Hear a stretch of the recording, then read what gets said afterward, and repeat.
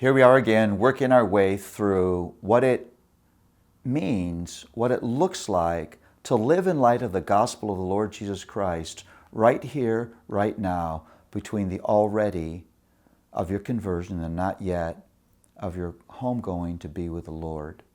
A lot of people understand the gospel past and the gospel future, but they don't really understand how to live in light of the work of Christ right here, right now. Peter ends his first letter with 5 very helpful directives. Know your place. There is a king, and he is not you. Rest in God's care. The question is not, does God care? The question is, will we recognize his care when it comes? It often comes to us in uncomfortable forms. The third directive is, take life seriously. We believe in a roaring lion enemy. We believe in the presence of real, destructive, personal evil.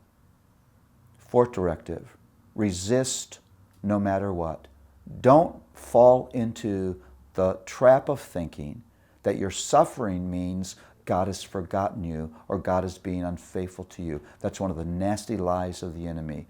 Continue to resist, knowing that that suffering is not in the way of God's plan, it's part of God's plan.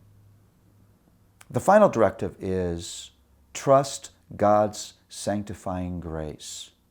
He has planned for you eternal glory. Think of that phrase, eternal glory. There is a guaranteed place for me in a glorious eternity where there will be no more sin and no more suffering and no more roaring lion, and no more doubt of God's care forever and ever and ever. Now think about this. If God has guaranteed for me this eternal glory, this place in eternity, that guarantee of future grace guarantees me present grace.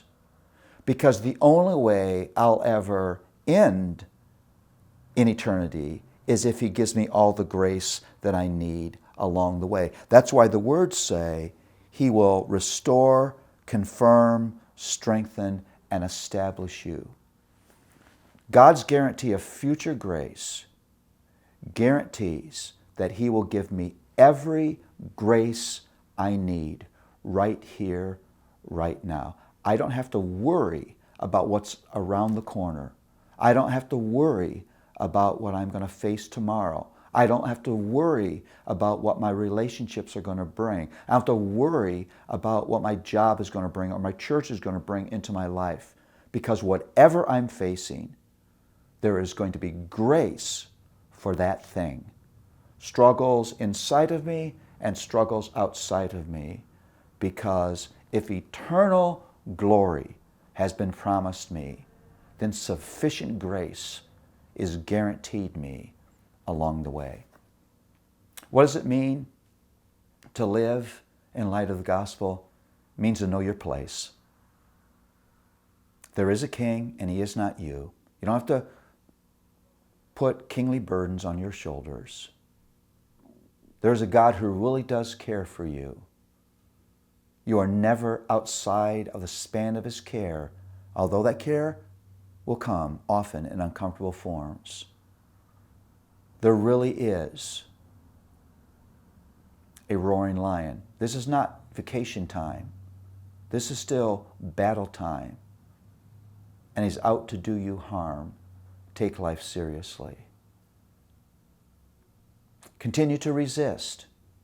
Even during suffering, suffering is never a sign of the failure of God's care. Suffering is never in the way of God's care. It's part of his plan for you. Continue to resist. And finally, know that every promise that God has made you will be fulfilled. You can rest in his sanctifying grace. There's eternal glory promised you, and that eternal guarantee is a guarantee of every grace you will ever need along the way. live in light of those things, and you're living in light of the person and work of the Lord Jesus Christ.